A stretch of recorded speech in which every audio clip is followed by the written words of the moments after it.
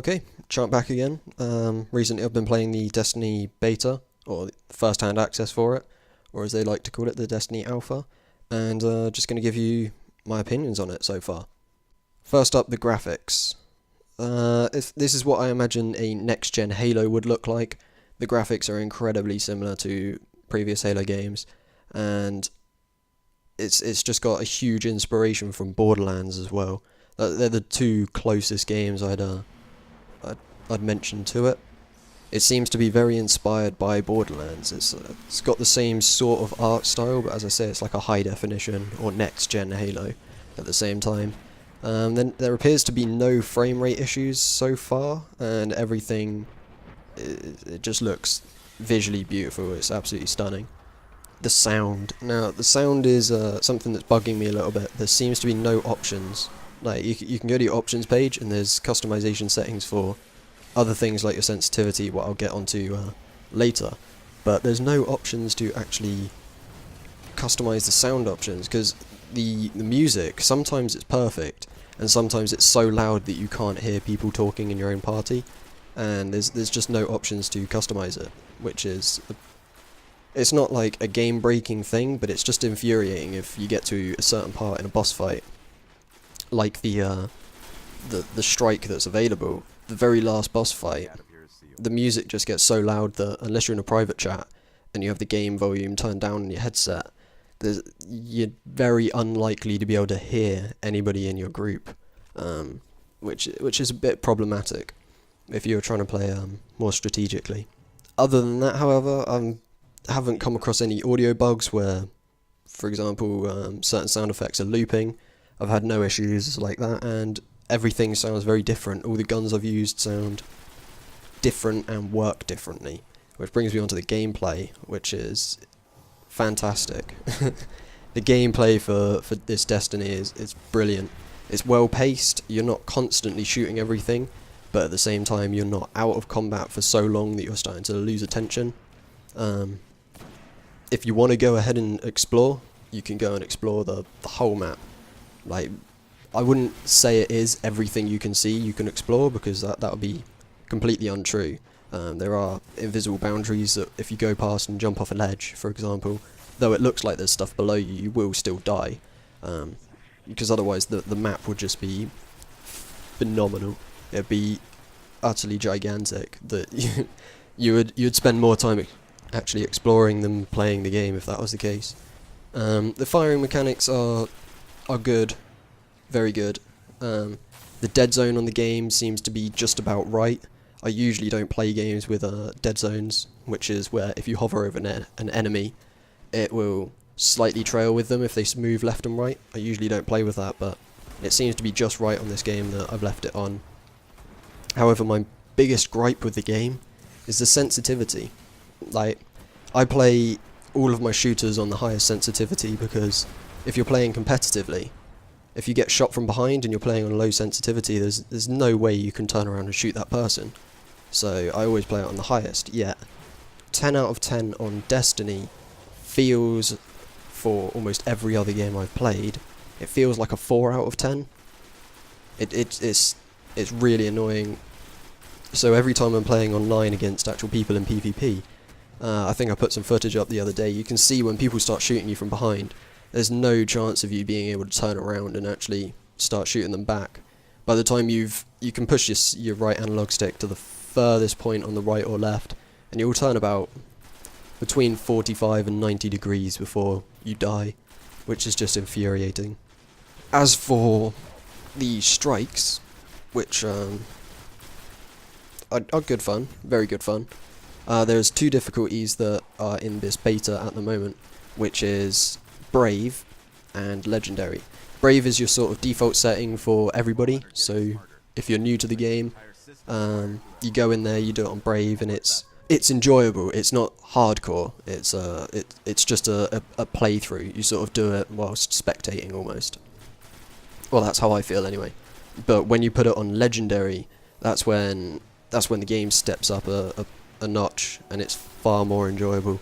The enemies do more damage, and there's an extra statistic as well. So when you put it on Legendary, if you hover over the word, it will tell you what it does to your armor, your guns, if it's a specific gun, and it's just fun. So it can either decrease your armor by like 50% or increase it by 50%. 50%, sorry.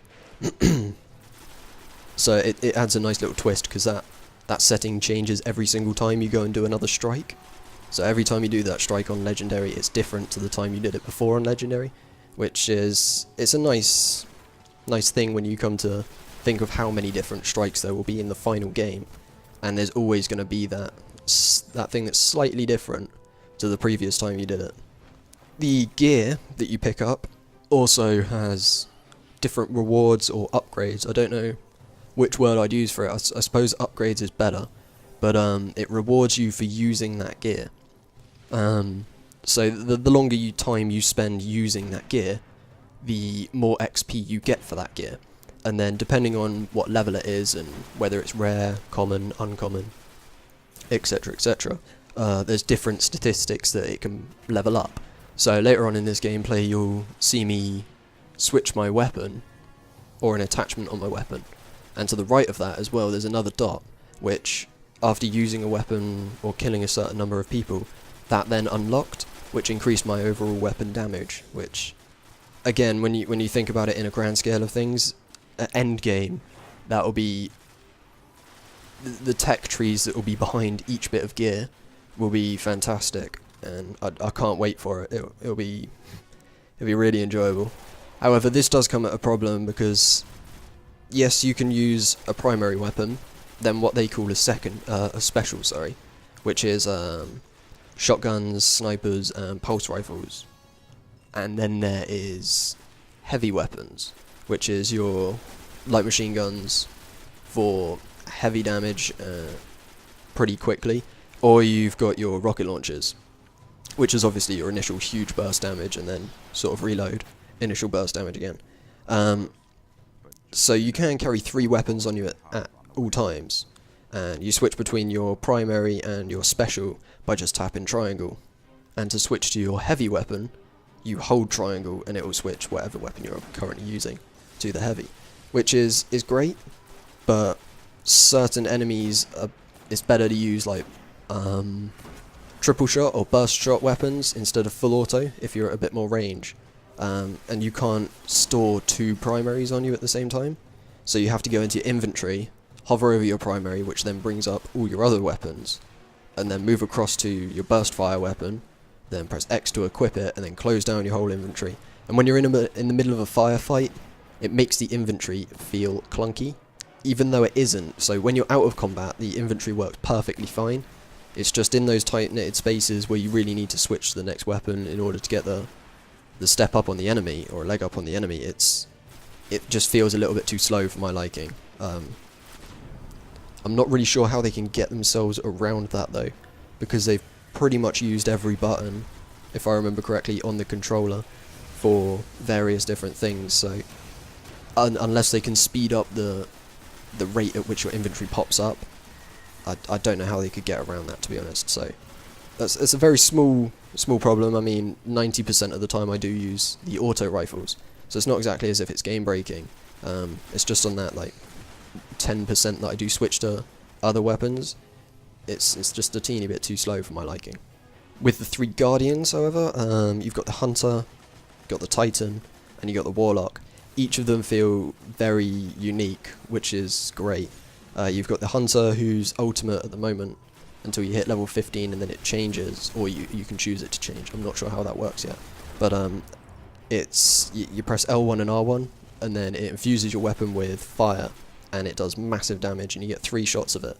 It lasts for around 10 to 15 seconds, I believe.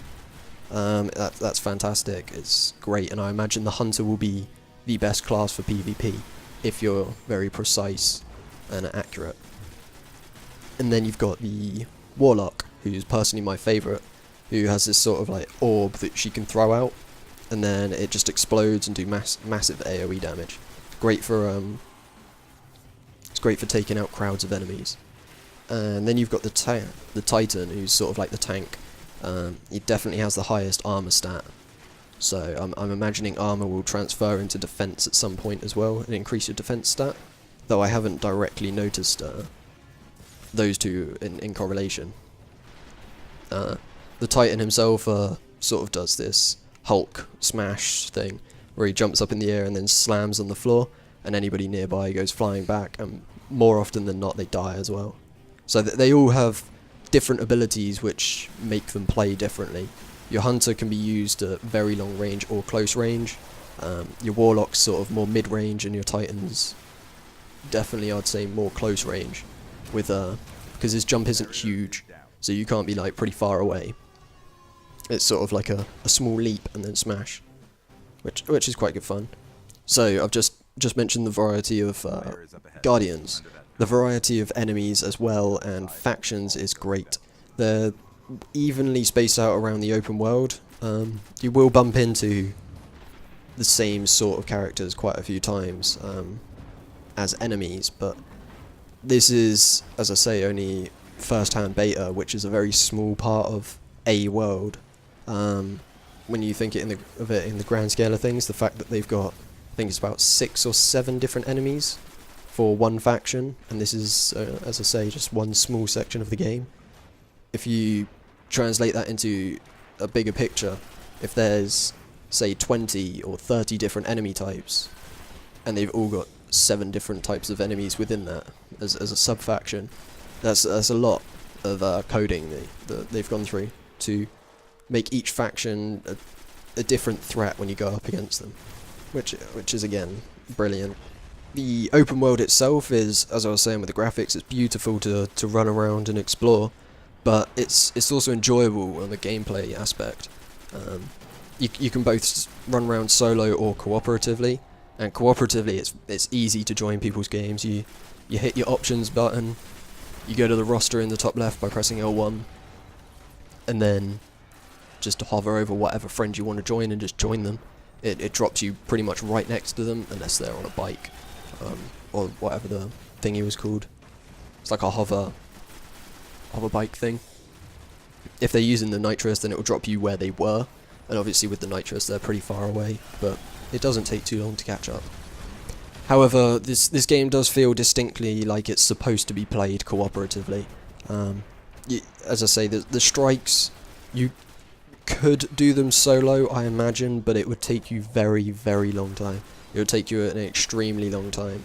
To do some of these strikes on Legendary, for example, in a group of 3 people that know what they're doing, it still takes you about 30 minutes for this first strike that we were doing.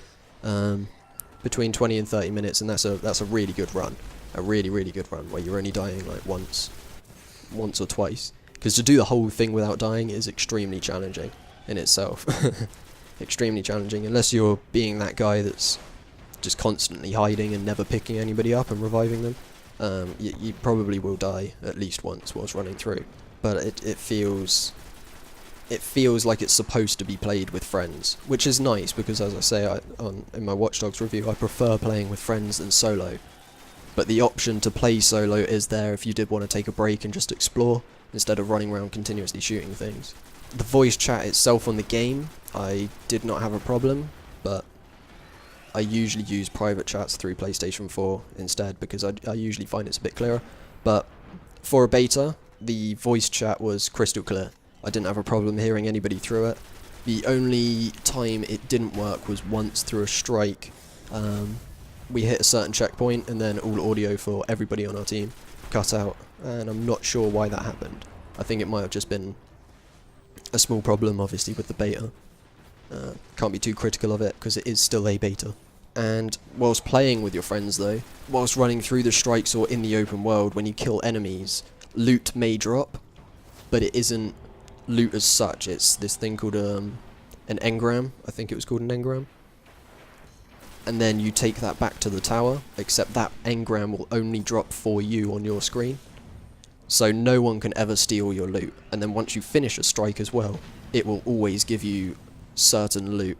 If I remember correctly from an interview, they said if you're that guy or that player that's always hanging back with a sniper, getting the headshots, trying to cover your teammates, you're more likely to get a sniper at the end of the level than, say, the guy that's running up front with a shotgun continuously shooting people with that. Which is cool, because that means they've implemented some sort of loot table that tracks how you play. So that will be really interesting to see how it works when the game is finally released as well. Because if that is correct, then you've definitely got a lot of different ways you can approach the game. Because if you want to at the beginning only use your assault rifles, then you can definitely just get all your assault rifles. But if you only wanted to use shotguns, then you can only be getting shotguns, if this loot table does work correctly.